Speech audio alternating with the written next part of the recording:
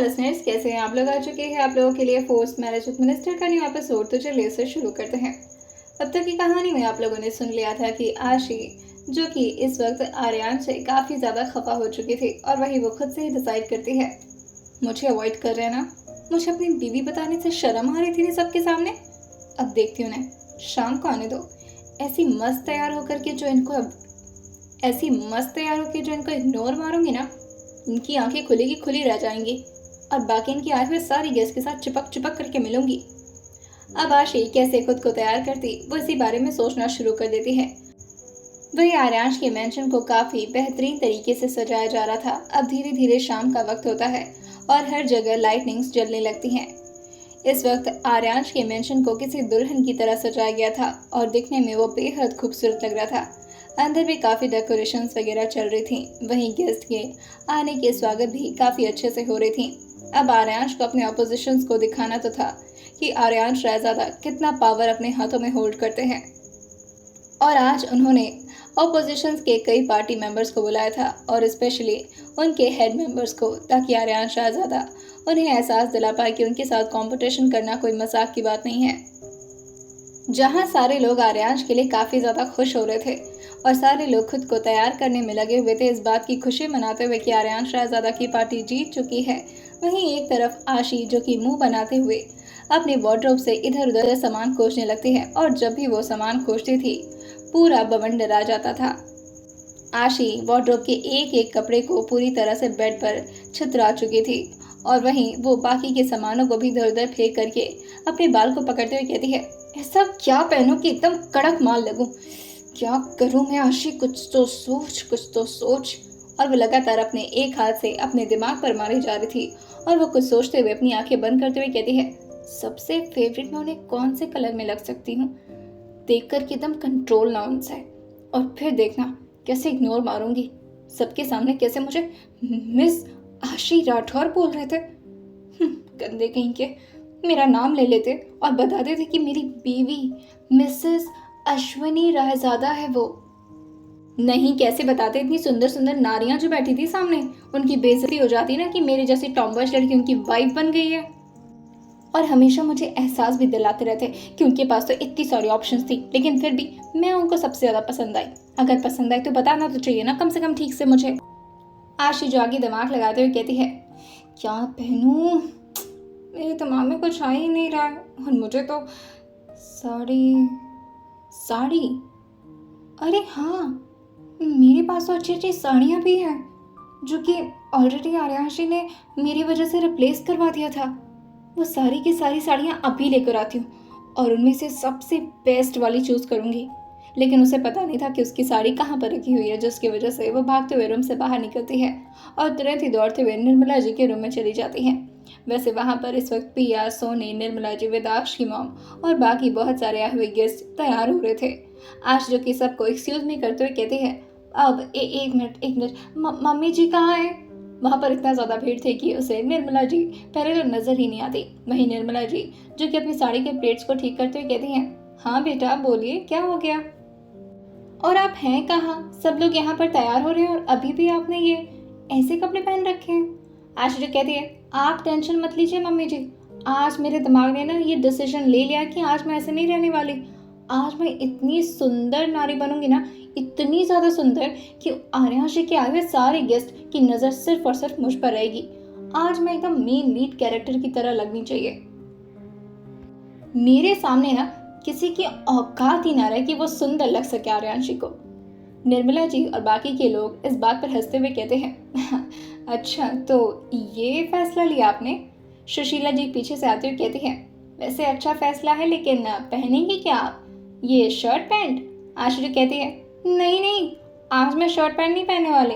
और फिर वो अपनी उंगलियों को एक दूसरे में मोड़ते हुए कहती है, आज तो मैं साड़ी पहनना चाह रही थी, पर मुझे साड़ी पहनने नहीं आता, कोई पहना देगा क्या मुझे?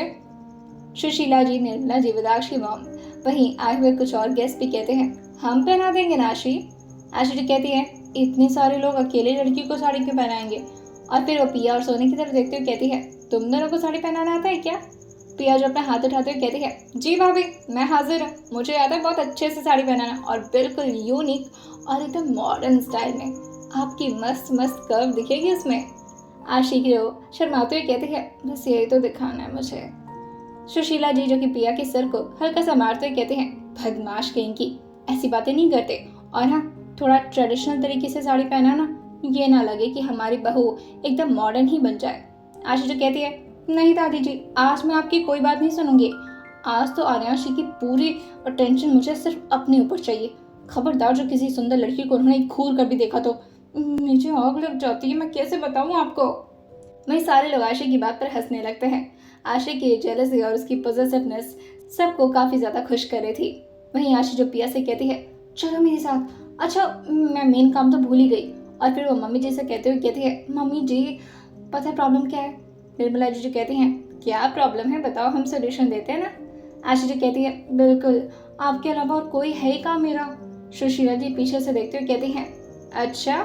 वहीं इस वक्त आर्यांश की बुआ जी भी आई हुई थी, जो कि आशी से कहती हैं, बेटा तुमने पूरे ही तरीके से मेरा कमर ठीक किया था, मगर किया तो था ना, तो ऐसा मत समझना कि मैं पराई हूँ, मैं भी तुम्हारी मदद करने के लिए तैयार हूँ।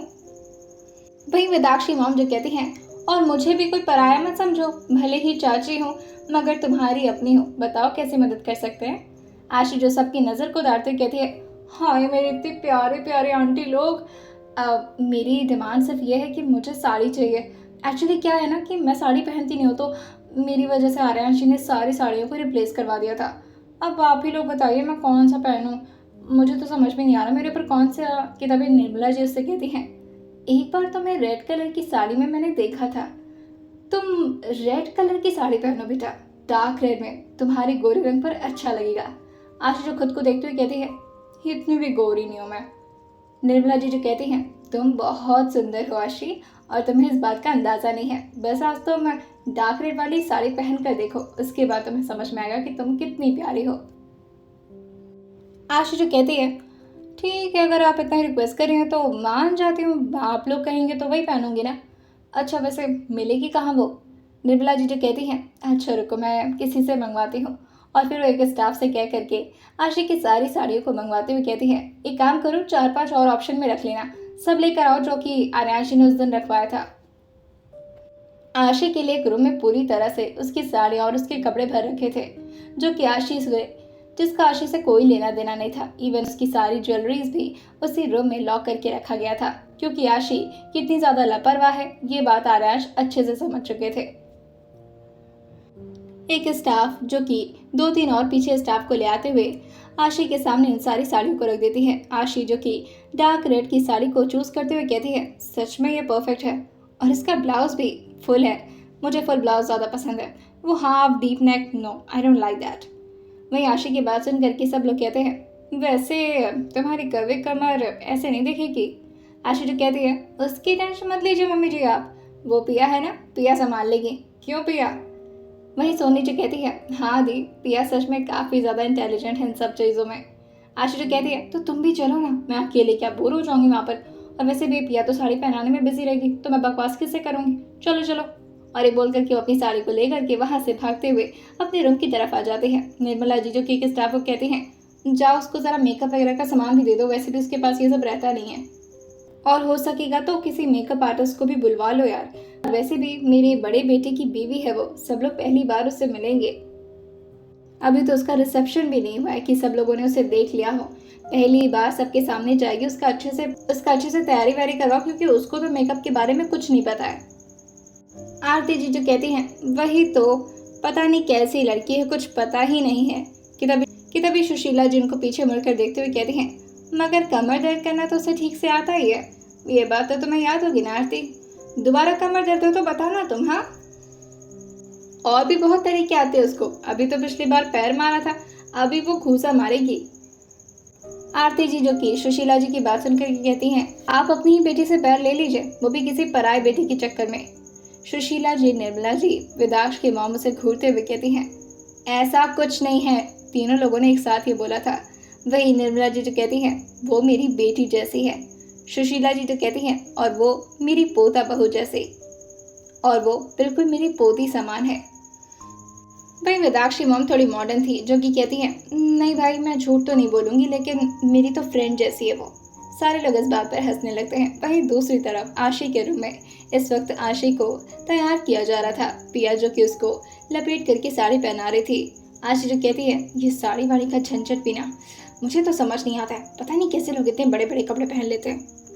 पिया जो कहती है, मगर थोड़ी मेहनत करेंगी तो रिजल्ट अच्छा मिलेगा आपको। और फिर वो शीशे में दिखाते हुए कहती है, देखिए आप पर कितना सुंदर लग रहा है भाभी। आशी जो कहती है, बस ऐसे ही रहेगा क्या ये। वहीं पिया जो कहती है, अरे नहीं, मुझे पहले पल्लू तो लगाने दीजिए। और ये बोल करके वो प्रॉपरली पल्लू को सेट करते हुए आशी के कंधे पर रखती है और पिन अप कर देती है। और फिर आशी को पूरा लुक देते हुए कहती है, ये देखिए।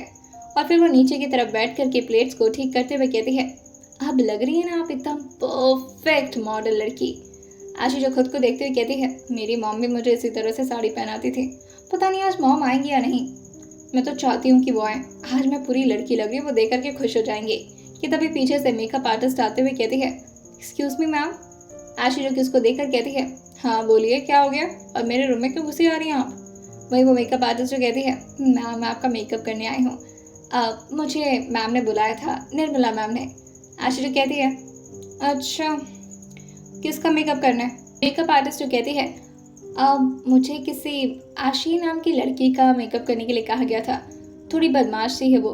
आशी जो कहती है, अच्छा बदमाश हूँ मैं। वहीं पिया और सोनी इस बात पर अपना मुंह दबा करके हंसने लगी थी।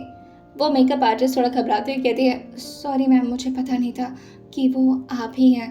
आशी जो कहती है, हाँ ठीक है कोई बात नहीं, इट्स ओके, सुंदर हो इसलिए कुछ बोल नहीं रही हूँ, लेकिन बता रही हूँ इस तरह से दोबारा मुझे बदमाश मत बोलना। और फिर वो आकर के चेयर पर बैठते हुए कहती है, अच्छा सुनो, एकदम ऐसा कड़क सा मेकअप करना ना कि मेरे जो हस्बैंड है जिनके आगे पीछे मक्खियाँ मंडराती रहती हैं, जो कि मेरी मम्मी ने बोला था मुझे, लेकिन मैंने ध्यान नहीं दिया था उस वक्त, लेकिन अब मेरा फोकस बिल्कुल उनकी नज़र पर रहेगा, तो उनकी नज़र ना सिर्फ मेरे पर ऐसे टिकी रहे, ऐसे वो हिला ही ना पाए अपनी नज़र को, समझ रही हो तुम। वो मेकअप आर्टिस्ट को जिस तरह से आशा एक्सप्लेन कर रही थी वो बहुत ही मुश्किल से अपने हंसी को कंट्रोल कर पा रही थी। वहीं पिया और सोनी तो वहां से भाग ही जाते हैं, क्योंकि उन्हें पता था कि वो ज़्यादा देर अपने हंसी को कंट्रोल नहीं कर पाएंगे, और आशी अगर उन लोग को हंसता हुआ देख ली तो उन लोग की बैंड बजा देगी। वहीं आशी तो कहती है, सुन रही हो ना, मुझे इतना सुंदर बनाना है तो एकदम हुस्न परी बना देना।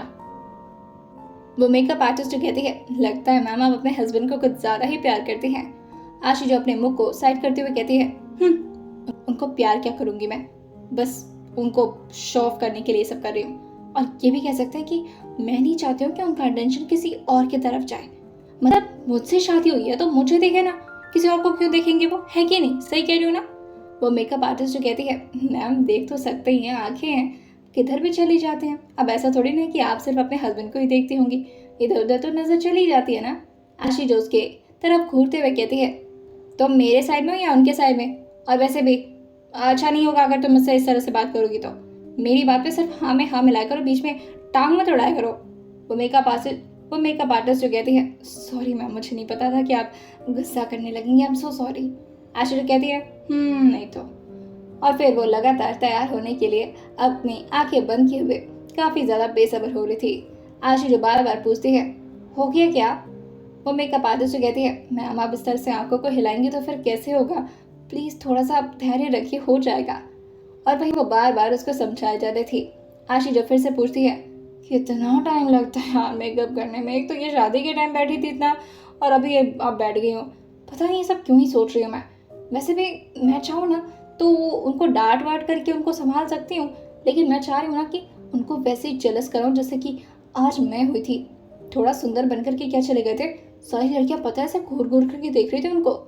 मेकअप आर्टिस्ट जो कहती है, हरियांशी हैं इतने हैंडसम कि कोई भी। कि तब याशी झटके से अपनी आंखें खोलते हुए कहती है, क्या तुम्हें भी उन्हें देखना अच्छा लगता है मतलब।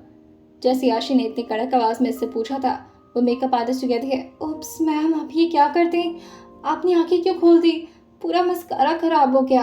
आशी कहती है, अरे मस्कारा की ऐसी की तैसी, पहले बता मेरे हस्बैंड पर गंदी नजर तो नहीं है तुम्हारी, और कहीं इसी वजह से तो नहीं आई हो तो मेरे पास, और मुझे जानबूझ करके तो कहीं गंदा नहीं बना रही हो कि पता चले उनकी नजर मुझ पर जाए ना, और खुद तो इतना सज सवर के आ रही हो, लगी नहीं हो कि मेकअप आर्टिस्ट हो। वो लड़की जो कहती है, मैम कैसी बातें कर रही हैं आप, मेरी नज़र उन पर क्यों रहेगी, और वो आपके लिए बहुत ही ज़्यादा पॉसेसिव है, वो हम पर नज़र नहीं डालेंगे, और आप उनके कैरेक्टर को गलत समझ रही हैं, वो ऐसे है नहीं। वो ऐसा इंसान नहीं है। आश्चर्य कहती है अच्छा, और फिर वो अपने कमर पर हाथ रखते हुए कहती है बहुत जानती हूँ उनके बारे में। ना एक्स गर्लफ्रेंड थी उनकी। वो लड़की जो कहती है मैम आप खामखा नाराज हो रही हैं, प्लीज मैम। आश्चर्य गुस्से में बैठते हुए कहती है ओह माय गॉड, और वो जैसे खुद को शीशे में देखती है वो अपनी आंखों को पोंछते हुए कहती है ये क्या कर दिया, भूत बनाना है क्या मुझे, बोली इतना सुंदर बनाना है, इतना भी कड़क नहीं बनाना था, डेंजरस बना दिया मुझे। देखो डेंजरस तो मैं वैसे ही हूँ, सुंदर बनाने के लिए बोला था, पूरी आंखों में खराब कर दिया मस्कारा, ये सब क्या है यार। मेकअप आर्टिस्ट जो कहती है मैम आप और ज़्यादा पोंछ कर उसे और ज़्यादा खराब कर रही हैं, आप एक मिनट रुकिए मैं इसे साफ करती हूँ। आश्री कहती है जल्दी करो। और फिर वो आर्यांश के बारे में सोचते हुए कहती है आ ही रहे होंगे हीरो माफिक बन करके, वैसे भी बड़ा अच्छा कपड़ा वपड़ा पहन करके गए थे और कह रहे थे कि मेरी किसी लेडी लड़की से इंटरव्यू है, चैनल पे भी कोई लड़की उनसे बातें कर रही थी, पता नहीं उनसे कहीं बातें ना करें बैठ करके, और पता नहीं कितनी लड़कियों के साथ इंटरव्यू वगैरह दे रहे होंगे, चिपक कर ना बैठे किसी के साथ, आने दो बताती हूँ उनको, इतना टाइम क्या लग रहा है, आ जाना चाहिए था ना अब तक। वो मेकअप आर्टिस्ट जो कहती है मैम प्लीज़ शांत हो जाइए, मुझे आपके होठ पर आउटलाइनर लगाना है प्लीज़। आश्री कहती है तुम्हें क्या लगता बहुत बोलती हूँ मैं, देखो इतना भी नहीं बोल रही हूँ ठीक है, और मेरे बोलने से तुम्हें क्या दिक्कत हो रही है। वो मेकअप आर्टिस्ट जो कहती है अगर आप बोलेंगे तो आपके होंठ हिलेंगे और इस वक्त आउटलाइनर लगाने में प्रॉब्लम हो जाएगी, इधर उधर फैल जाएगा ना मैम। आश्री कहती है ठीक है नहीं बोल रही, मुँह सिल ले रही हूँ मैं अपना, लो, और ये बोल करके वो अपने मुंह को एकदम से बंद कर लेती है। आशिक के मुंह बंद होने से मेकअप आर्टिस्ट को काफ़ी ज़्यादा रिलैक्स महसूस हुआ था, क्योंकि आशिक के पकड़ पकड़ करने की वजह से उसका दिमाग बार बार डाइवर्ट हो जा रहा था। अब आशिक की बात पर बार बार उसे भी करना पड़ रहा था, जिसकी वजह से वो मेकअप पर फोकस नहीं कर पा रही थी। आशिक अपना मुंह बंद करती है तो अब उसका मेकअप जल्दी खत्म हो जाता है। वहीं पीछे कुछ स्टाफ जो कि आशिक के लिए कुछ ज्वेलरीज वगैरह लेकर खड़ी थी। जैसे ही वो मेकअप आर्टिस्ट उसका मेकअप खत्म करती हैं, वो स्टाफ आगे आते हुए कहती हैं मैम ये आपका मंगलसूत्र है, ये निर्मला मैम ने कहा है कि आप इसे पहन लें। आशी जो उसे देखते हुए कहती है मंगलसूत्र पहनूं मैं, नहीं ये नहीं पहनूंगी। वो स्टाफ जो कहती है पर बड़ी मैम ने ये सब कहा है पहनने के लिए आपको, प्लीज़ ये तो पहन लेना। आशी कहती है फिर मैं मॉडर्न नहीं लगूंगी यार, तुम एक काम करो इसे रख दो, पर मुझे नहीं पहनना। और फिर वो उस मंगलसूत्र को ड्रेसिंग टेबल पर रखवा देती है।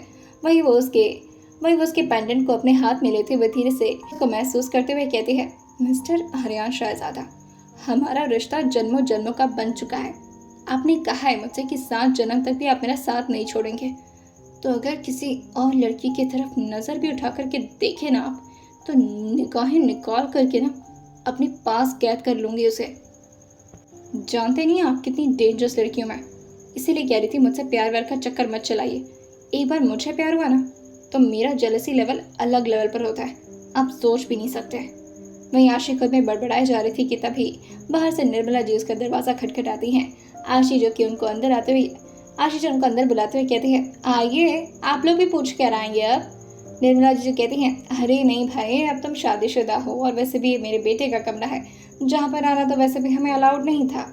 आशी जो कहती है इतने अकड़ू थे कि आप लोगों को भी अंदर नहीं आने देते थे, ऐसा क्या करते थे अंदर। सुशीला जी जो कि पीछे आते हुए कहती है वो तो अब तुम ही समझो कि क्या करते हैं वो अंदर। आशी जी कहती है मुझे तो कुछ नहीं दिखता क्या करते हैं अंदर, बस दिन भर मेरे साथ फालतू बकवास करते रहता है, और जाकर के पोडियम में मेरा नाम मिस अश्विनी, कि तभी वो खुद से कहती है नहीं मैं इस बारे में ज़्यादा नहीं सोचूंगी, और वैसे भी उनके मिस बोलने से मुझे कोई ज़्यादा फर्क थोड़ना पड़ता है, मेरे पास तो उनसे भी बेटर ऑप्शन है। और फिर वो अचानक से निर्मला जी से पूछती है अच्छा वो आर्यांश जी के एक फ्रेंड थे ना युवान जी, वो आएंगे क्या आज पार्टी में। निर्मला जी जो कहती हैं वो तो काफ़ी अच्छा दोस्त था आर्यांश का, मगर उसके बाद न जाने उन दोनों के बीच कौन सी ऐसी लड़ाई हुई और ऐसे कुछ तो गलतफहमियां हो गई थी जिसकी वजह से अब उन लोगों की बातचीत थोड़ी कम हो गई बेटा, तो मैं कुछ बता नहीं सकती हूँ। आश्री कहती है अगर मैं बुलाना चाहूँ तो बुला सकती हूँ क्या। सुशीला जी जो कहती हैं तुम्हारी मर्जी बेटा, और वैसे भी ये पार्टी तुम्हारी तो है। आश्री कहती है मेरी पार्टी है, पर वैसे तो आर्यांश जी की पार्टी जीती है ना, तो फिर मेरी पार्टी कहाँ से आ गई। सुशीला जी जो कहती हैं, मेरा मतलब वो नहीं था, मेरा मतलब ये है कि मेरे पोता की खुशी में ही तो ये पार्टी रखी गई है। अब उसकी खुशी में तुम्हारा भी तो आधा हिस्सा बनता है। तुम जिसे इनवाइट करोगी उसे बुरा थोड़ा ना लगेगा। आशु जो कहती है, ठीक है फिर मैं ही उन्हें इनवाइट कर दूंगी। Thank you. आप लोग कुछ बोलने आए थे मुझसे? निर्मला जीजो की ड्रेसिंग टेबल पर मंगलसूत्र को देखते हुए कहती हैं, क्या हुआ बेटा, वो पहनना नहीं आपको? आश्चर्य कहती है, मॉम आप इस तरह से बात मत करिए मुझसे, ठीक है? आप थोड़ी सी मॉडर्न सासू माँ बन करके देखिए। आप ही बताइएगा, मैं मंगलसूत्र पहन लूंगी तो सारे लोग की नियत मुझ पर कैसे जाएगी? सब लोगों को तो पता ही चल जाएगा कि मैं आर्यांश जी की वाइफ हूँ और मुझे ना उन्हें जेलस कराना है। मैं चाह रही हूँ कि उनको जलन हो, वो ना मेरे लिए वो पोसेसिव वाला फील ले आ पाए। उनकी आंखों में जब वो मुझे देखें किसी और के साथ तो वो आग बबूला हो जाए। अगर ये करना है तो फिर मुझे किसी के साथ थोड़ा क्लोज होना पड़ेगा और उसके लिए मंगलसूत्र नहीं पहन सकती ना मैं। समझ रही हैं आप? सुशीला जी जो कि अपने सर को हाँ मिलाते कहते हैं, सब समझ गए तुम्हारी आइडिया। वहीं पीछे के स्टाफ और वहीं मेकअप आर्टिस्ट जो अपने मुंह पर एकदम से हाथ रख लिए थे। इस वक्त आशी एक ऐसी बात बोल रही थी जो कि किसी भी ससुराल वालों को मानने के लिए तो दूर की बात है, लेकिन अगर कोई ससुराल वाला ऐसी बात सुन भी ले तो उस बहू की बहुत पिटाई करे। लेकिन यहाँ पर तो मामला बिल्कुल ही अलग था। सब लोग आशी के ही फेवर में हो जाते हैं और निर्मला जी जो कि आशी से कहती हैं, तुम बिल्कुल टेंशन मत लो, मैं तो कहती हूँ अपने कानों में ब्लूटूथ लगा लो, जैसे ही वो एंटर होगा मैं तुरंत ही तुम्हें इन्फॉर्म कर दूंगी और तुम अपनी एक्टिंग चालू कर लेना। आशी जो कहती है, आप लोग भी शामिल हो सकते हैं क्या मेरे साथ एक्टिंग में? मज़ा थोड़ा और मज़ेदार हो जाएगा। सुशीला जी कहती हैं, भाई मुझे तो एक्टिंग करने का बड़ा शौक था, लेकिन कहाँ आर्यांश जी के दादाजी हमें एक्टिंग करने देते। हाँ, जब मेरी प्यारी पोता बहू मुझे ये मौका दे रही है तो मैं तो नहीं छोड़ने वाली। और वो निर्मला जी की तरफ देखते हुए कहती हैं, तुम भी बोलो, करोगी ना एक्टिंग? निर्मला जी जो कहती हैं, अब हमारी मम्मी जी कह रही हैं और हमारी प्यारी बहू के लिए करना है तो क्यों नहीं कर सकते भाई। अब अपनी बेटी और बहू के बीच में प्यार बढ़ाएंगे तभी तो हमारे भी खुशियाँ आएंगी और हमें भी दादी बनने का अवसर मिलेगा। जैसे ही सुशीला जी ये सुनती हैं वो निर्मला जी के पीठ पर हाथ थपथपाते हुए कहती हैं, मान गए बहू, तुम भी अब हमारी तरह सोचने लगी हो। निर्मला जी जो कहती हैं, हाँ, अब आपके साथ ही रही हूँ तो आप ही से सब कुछ सीखूंगी ना। आशा जी कहती है, देखिए अभी आप लोग कुछ ज़्यादा ही आगे जा रहे हैं, मुझे सिर्फ उन्हें जेलस फील कराना, उससे और कुछ नहीं।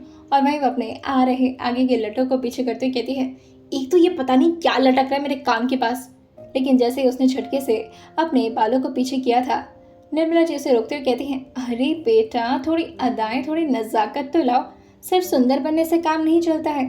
थोड़ा सा होता है ना वो लड़कियों वाली अदाएं, थोड़ा लड़कियों की तरह शर्माना, अपने बाल को हल्का सा उठा करके पीछे करना, फिर उसे आगे करके बार बार उसे अपने कानों के पीछे ले जाना, ये सब पसंद आता है लोगों को। आश्री कहती है, कितना नाटक करना पड़ता है लड़कों को पसंद आने के लिए भाई। मैंने तो कुछ नहीं किया था, पता नहीं कैसे उनकी नज़र मुझ पर पड़ी और जिद ही कर बैठे कि मुझसे शादी करनी है। और अब देखो, अब दूसरों पर नज़र डाल रहे गंदे। निर्मला जी जो कहती हैं, अच्छा चलो ठीक है, मैं तुम्हें सिखाऊंगी ना, बिल्कुल परेशान मत हो। और फिर वो अपनी साड़ी को हल्का सा उठाते हैं और अपने पल्लू को अपने हाथ में लेते हुए कहती हैं, देखो ऐसे चलना है तुम्हें। और फिर वो अपनी कमर को मटका मटका करके चलते हुए कहती हैं, थोड़ा लचक लाओ अपनी कमर में, ऐसे गुंडों मवाले की तरह नहीं चलना है। आशा जी कहती है, मतलब मैं गुंडों मवाले की तरह चलती हूँ? हाँ। और फिर वो दादी जी की तरफ देखते हुए कहती हैं, बताए दादी जी ऐसे चलती हूँ क्या? सुशीला जी कहती हैं, इस बारे में तो मैं कुछ ना ही बोलूँ तो अच्छा होगा, तुम देख लो बेटा निर्मला कैसे कर रही है। आशा जी कहती है, आप ही ऐसे बोलेंगी? सुशीला जी उसकी गाल को खींचते हुए कहती हैं, ना मेरा बच्चा ऐसे नहीं बोल रही, मैं बस तुमको बता रही हूँ कि ऐसे ही चलना है। आशा जी कहती है, हाँ वैसे मुझसे ज़्यादा लचक तो मेरी मम्मी जी में है। खैर अच्छा है, मैं कोशिश करती हूँ। और फिर वो भी अपने साड़ी के प्लेट्स को हल्का सा ऊपर की तरफ उठाती है और अपने हाथ को साइड में करते हुए चलने लगती है। लेकिन जिस तरह से वो कमर लचका रही थी, सब लोग वहाँ पर खड़े होकर के अपने मुंह को दबा लिए थे। आशी जो अगल बगल देखते हुए कहती है, क्या हुआ, माहौल में कुछ ज़्यादा ही हॉटनेस फैल गई है क्या? सब लोग अपना मुंह क्यों दबा रहे हैं? सुशीला जी कहती हैं, कुछ नहीं बेटा, वो तुम्हें चलना है बेटा, दौड़ना नहीं, और इतना भी लचक लाने की ज़रूरत नहीं है, तुम इंसान हो, कोई नागिन थोड़ी ना हो। आश्री कहती है, अच्छा ज़्यादा लचक हो गई, लचकूंगी तो ज़्यादा इम्प्रेस हो जाएंगे ना वो। निर्मला जी जो कहती हैं, इतना लचकोगी तो डर जाएगा मेरा बेटा। जैसे ही आशी ये सुनती हैं, वो एकदम से निर्मला जी को घूरते हुए देखकर कहती है, आप मुझे चिढ़ा रही हैं ना? ठीक है, नहीं आती है मुझे ऐसे चलने और नहीं आता मुझे कैटवॉक वैटवॉक करना। इसका मतलब ये थोड़ी ना कि आप मुझे सिखाएंगी नहीं, बल्कि मेरे ऊपर ऐसे हंसी उड़ाएंगी। निर्मला जी जो कहती हैं, मैं सिखा रही हूँ, बस तुम ध्यान से सीखो। हल्का सा नज़ाकत लाना है बेटा। आशी जी कहती हैं, जी ठीक है। और फिर वहीं इस वक्त निर्मला जी उसके सामने चल रही थी और आशी थोड़ा पीछे होकर के निर्मला जी के लहजे को देखती है और उसे पूरी तरह से कॉपी करने की कोशिश करती है। ऐसे ही लगभग आधे घंटे और बीत जाते हैं। वहीं अब पूरी तरह से नीचे गेस्ट आने लगे थे, जिसकी वजह से निर्मला जी, सुशीला जी और सबको बाहर भी जाना था। लेकिन निर्मला जी बाहर निकलती उससे पहले ही वो अपने काजल के हल्के से कोने को अपने हाथ में लेती हैं और आशी के कानों के पीछे लगाते हुए कहती हैं, बहुत सुंदर लग रही है मेरी बच्ची। ये बताना तो मैं आपसे भूल ही गई। और देखिएगा कहीं किसी की नज़र ना लग जाए आपको। और फिर वो अपने गले में से एक माला निकाल कर के आशी को पहनाते हुए कहती हैं, ये माता रानी के मंदिर का माला है। दिखने में तो किसी फैंसी पेंडेंट की तरह लगता है, मगर इसमें बहुत शक्ति है। और जब भी मैं इसे पहनती हूँ ना, मुझे बहुत अच्छा एहसास होता है। मैं चाहती हूँ कि अब से आप इसे पहने। वैसे ये है मुझे मम्मी जी ने दिया था। और फिर वहीं वो सुशीला जी को जाता हुआ देखकर कहती हैं, वो भी मेरा बहुत ख्याल रखती थी और कभी भी मुझे एहसास नहीं होने दिया कि वो मेरी सास है। मैं भी चाहती हूँ कि मैं भी आपको बिल्कुल इसी तरह एहसास दूँ, आपको ज़रा भी अपने परिवार वालों की याद ना आए। आशी जो अपने गले में उस पेंडेंट को डालते हुए कहती है, दिखने में काफ़ी क्लासी है बाय द वे। मुझे लगा था कि आपने बस यूं ही फैशन में पहन रखा है, मुझे नहीं पता था कि इसके अंदर इतनी शक्ति वक्ति होती है। खैर मैं तो कुछ ज़्यादा इसमें बिलीव करती नहीं हूँ, मुझे तो सिर्फ अपने कान्हा जी पर बिलीव है, लेकिन अगर आप कह रही हैं तो मान लेती हूँ। वहीं निर्मला जीजू की आशी को देखकर कहती हैं, अब चलो भी, हमने इतनी एक्टिंग की क्लासेस सीख ली हैं, अब उसे जा कर के शो भी तो करना है ना। आशी जी कहती है, अरे हाँ, वो तो मैंने आपको सिखाया नहीं। निर्मला जीजू कहती हैं, उसको सिखाने की ज़रूरत भी नहीं है, बहुत एक्टिंग की है। उसकी शादी कराने के लिए कितने कितने पापड़ नहीं बेले मैंने, और उसमें बहुत अच्छी अच्छी एक्टिंग भी सीख गई बेटा। आशी जी कहती है, अच्छा ऐसा था क्या, वो शादी नहीं कर रहे थे? निर्मला जी कहती हैं, बिल्कुल नहीं, हम कितने सालों से परेशान थे कि उसकी शादी हो जाए, लेकिन नहीं, उन्हें तो कोई लड़की पसंद नहीं आ रही थी। एक पे एक लड़की, बस रिजेक्ट, किसी को देखता तक नहीं था वो। आशी जी कहती है, इतने आंकड़ों थे? तो फिर मतलब ऐसा कोई गर्लफ्रेंड वर्लफ्रेंड? निर्मला जी कहती हैं, गर्लफ्रेंड? अरे मत पूछो, लड़कियां पागल थी उसके चक्कर में।